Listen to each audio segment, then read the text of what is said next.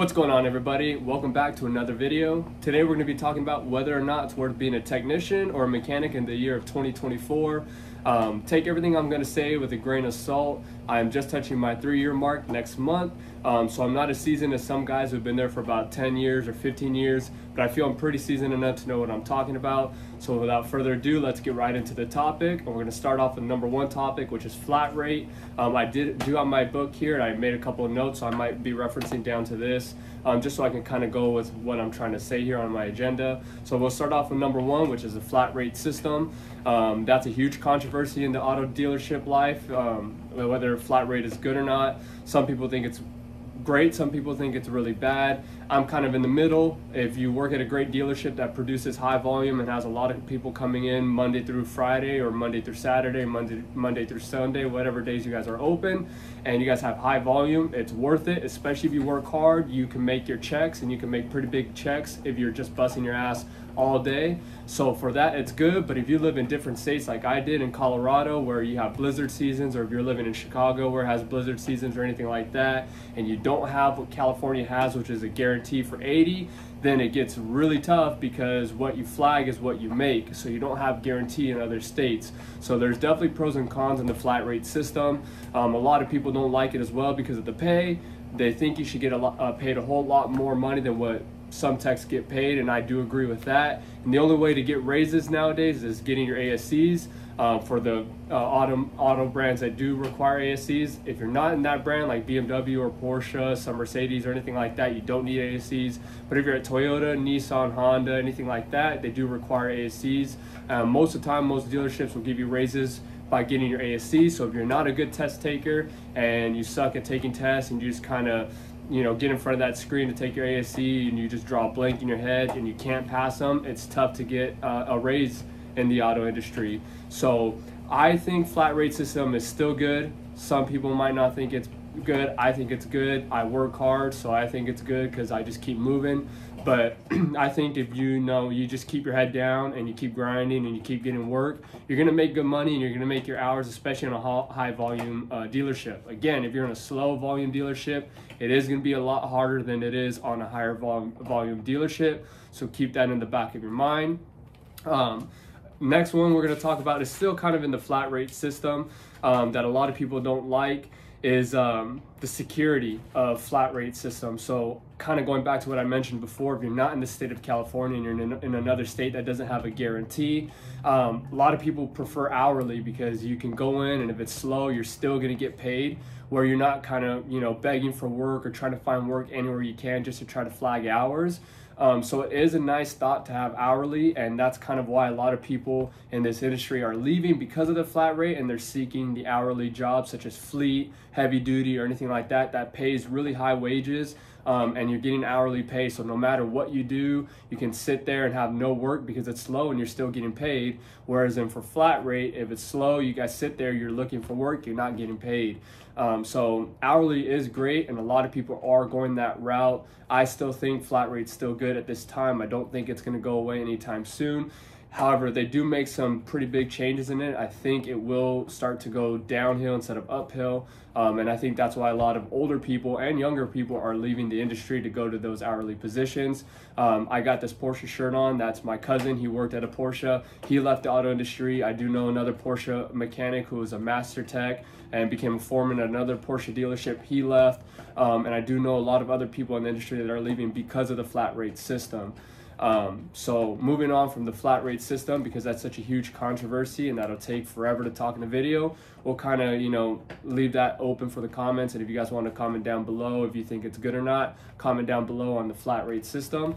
And we'll move to politics. I think politics play a huge part in the flat rate system and the dealership as well. Like I said, I've been in another dealership where they had electronic dispatch and they had manual dispatch. So for the manual dispatch, that makes it a lot harder too, especially, doesn't matter what state you're in, it makes it very difficult to make your hours. So manual dispatch is, you got a manual dispatcher and he sends out the work to the technicians who are looking for work. But if you're in a team system or a dispatcher who's friends with one of the techs, they're going to give them the gravy work. They're going to give them all the good work that makes them so many more hours in the day than any other tech. And they'll give those hard diags or warranty jobs to another tech just so they can pass out the work while they're giving their friends or their friends of friends, you know, better work so they can flag more hours. So politics plays a huge role in that as well. It doesn't matter if you're in a high volume dealership or a low volume dealership and you're on a manual dispatch system. That kind of really teeters whether flat rate's good or not.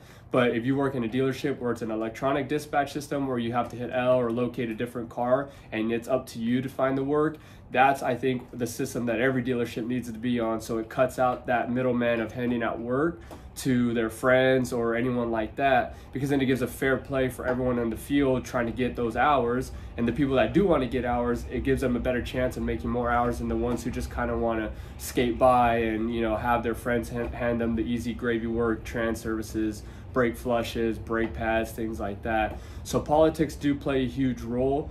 So we're going to kind of clump that all together with politics and flat rate. I think the dealership with the management plays a huge role in whether it's worth being an auto tech or mechanic in 2024 as well. If you work at a dealership that has great management and makes it fun to work there, then obviously you're not going to hate going into work because it's a lot of fun. You're a high volume dealership, you have electronic dispatch, and you're making hours. You can't complain with that. And if you're in the state of California, even if you're in a high volume, but you had a tough week with warranty and big jobs and you just couldn't get it done in time, you're still guaranteed your 80 while having a good management system, good guys at the shop that make work fun, and everything else that we said previously. So that helps tremendously as well. If you work in a different dealership like I did in Colorado, my very first dealership, that was they just were very low volume. The management was terrible. It makes it not a very fun place to work at. The work is slow, you're not making hours. So that plays a huge role in whether or not you want to be a tech in 2024 as well. So kind of put that into consideration. Really the point of this video is for anyone who's trying to get into this industry and they're debating whether or not flat rate system's worth it or not, if they want to go independent, if they want to go speed shop, if they want to go the dealership life, anything like that. This video is, you know, in hopes to kind of guide you guys down that direction of making your decision. So kind of do your homework, go visit a dealership, kind of see them on a Monday, see them on a Wednesday, see them on a Friday, Saturday, you know, whatever days are open, kind of get in there about 2 or 3 days a week just before you make a decision to see how busy they are. See if you can talk to the techs in the shop, ask your service manager or your foreman, whoever you're doing your interview process with. See if you can go into the shop, talk to some of the guys, see what they have to say, ask if they're on a team system, if they're on an electronic dispatch system, anything like that. Kind of get as much information as you can so you can make your decision correctly so you guys aren't getting screwed. Again, for California, it's a little easier and nicer for us that we had that guarantee, but if you're in a different state, I don't know all the states, but I do know most states aren't guarantee. So do your homework on that, because you don't want to get caught in a very slow dealership, especially on the snow seasons. It gets even slower and you don't want to get caught with that. So with that being said, you got the politics you got to look after, you got to look at the volume of the dealership, management of the dealership and things like that. The dealership that I work at now, I feel our management system is really good. We have 2 non-working foremen, so they're just in their office all the time that, you know, if you call for them, they will come out to help you guys. They're not stuck in a car having to do diagnosis or whatever. You know, they're there for the techs to help out whenever they can. And we have a service manager who is also a tech himself, and we have a service director who is also a tech himself for about 10 years. So everybody in the higher positions that are there to help us have a lot of time and knowledge and experience under their belt. And one of our foremen has about 22 or 23 years. So there's pretty much nothing he hasn't seen that he can't help out with. So look at systems like that, look at the management, how they're laid out, what kind of foremen do they have. In Colorado, they had a working foreman system, so there wasn't a foreman that was just sitting in an office. They were out there actually working, and they had to make a certain amount of hours, and then they can help the other techs that needed help. So they had to make sure they were making their hours, so they're kind of more focused on that before they're helping their techs in the shop.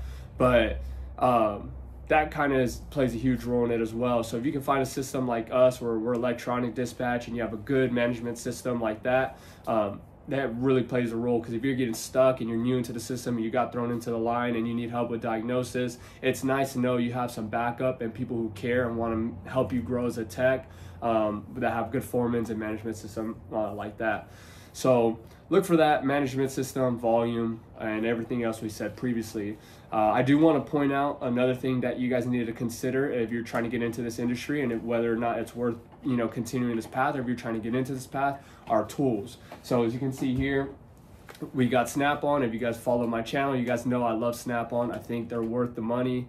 They have really good tools and they last, but tools get expensive. It doesn't matter what brand you get. You can get Snap-on, you can get Icon, you can get Home Depot brand tools, you can get Milwaukee, you can get DeWalt, you can get anything and everything out there. There's so many different brands, Amazon brands, you know, Koken, Nyko, Knipex, all kinds of different brands out there. It doesn't matter what you get. Tools are expensive and they add up. That's something, another, I guess, downfall of this trade that a lot of people have, are buying tools. And it doesn't matter if you're in one industry, or I'm sorry, one car brand, you always need to buy tools. Especially for us in Toyota, we have our new Fords that have new, you know, locations of bolts and nuts that are harder to get to. We might have to buy new sockets. We have the Subaru, or Subaru car, but Toyota BRZ FRS vehicle that's pretty much a Subaru, so we might need some stuff that Subaru guys would use so we can get that job done, especially, you know, thin ratchets with thin sockets and smaller sockets to get the spark plugs on the sides. So there's a lot of things like that that you have to consider buying tools. I mean, this guy right here with the gun, battery, and a charger, I think it goes for about $500. So that's a huge chunk of change. And consider your sockets, your ratchets, your pry bars, wrenches, you know, power tools, diag tools. It adds up really quick. Like I said, it doesn't matter what brand you get. Even Icon's going up in price. You know, everything's going up in price nowadays. So it doesn't matter who you get, you're going to be spending a lot of money on tools. So keep that into consideration when you're trying to get into this field. If you want to, just kind of have a budget for tools, and know that when you're going in, your first 3 years are probably going to be the most expensive years of your tech life, especially if you're at an independent shop that works on all makes and models, because you have so many different cars. You have Japanese cars, you have German cars, you have American cars, that you might even need SAE and metric. So if you have something that's where it's SAE and metric, now you're buying duplicates of everything. SAE wrenches, metric wrenches, SAE sockets, metric sockets, etc. You're gonna have to buy a lot more tools than somebody who's just working on metric cars like Toyota, Nissan, Honda, etc. So keep that in mind as well. Tools are very expensive. One thing else I do want to talk about are the pros of flat rate or dealership life, or being a tech in 2024, is if you have goals and you have a vision of trying to open up your own shop. I do believe that the dealership route is the best route to go, because you learn one manufacturer and you learn it well. You learn how to work on it fast, you learn how to work on it efficiently, you learn all the TSBs, the service bulletins, you learn all the tech tips, you learn all the, you know, tricks to kind of get things in and out faster and not take out so many different things. So if you put in 5 years, 10 years, 20 years, depending on how good you are and how quick you pick things up, you can pick something up in 10 or 15 years, and you can open up your own shop with the knowledge and all the tools that you bought. You can provide service to your own customers under your own shop and your own business. So if you are trying to go that route, where you want to have a business of your own and you want to open up your own shop and you want to be specialized and not work on all makes and models, pick one manufacturer, you know, Toyota, Porsche, Mercedes, BMW, whatever it is, whatever you're into, whatever you like. Pick one brand, learn it well, focus on what you're doing, learn all the oil capacities on the vehicle and the engines you're working on, you know, learn all the trims, learn the TSBs, learn everything and anything you can while you're at the dealership if that's the route you want to go. So when you do move on, you have all that knowledge in the back of your head. Take notes if you want and if you have to, so you can always reference back to them, print out TSBs and things like that, so you can always reference back to that. So do I think that being a mechanic or auto technician, specifically a dealership auto technician, is worth it in 2024? I believe it's still worth being a technician in 2024 without, you know, the cost of tools being so expensive. That's just the way life is right now. Gas and everything, everything is expensive, so kind of put that to the side. you get out what you put in at the end of the day. So if you want to get in there and have a good attitude and work hard, you're gonna get what you put into it. So you'll have bigger checks, better checks. Your foremans, your management, they'll accept you a lot better. They'll like you, they'll know you're a hard worker, and they'll try to help you out as much as you can. But if you go in there with a terrible attitude and you just don't want to be there and you want to clock in and clock out, you might not get the most out of it as you would if you went in there with a positive attitude. So keep that in the back of your mind. That's the best advice I can give you guys, is just go in there with a positive attitude, go in there with the mindset of you're trying to learn. Again, this video is kind of more for the earlier techs, the more experienced techs. They learned the stuff already. They know what they're doing. They know all the tips and tricks. But if you're, kind of in the 3-year mark, 4-year mark, 1-year mark, just keep grinding, stay positive, keep pushing through it. I still believe it's worth being an auto technician in 2024 because, I don't think it's going down. It's honest living. You learn something, valuable, because not a lot of people want to do trades anymore. So you're learning a really good trade. You can pick up side jobs with it as well to earn some extra income. So with all that being said, yes, I do believe it's worth being a technician in the year of 2024. If you guys agree with me, comment down below. If you don't agree with me, also comment down below, because I do want to hear your guys' thoughts on whether or not it's worth being a technician or not, because this is such a controversial topic, especially the flat rate system. So if I missed anything, guys, please comment down below. Help the people going into this industry and help the people growing. But without further ado, we'll end this video here. We'll see you guys on the next video.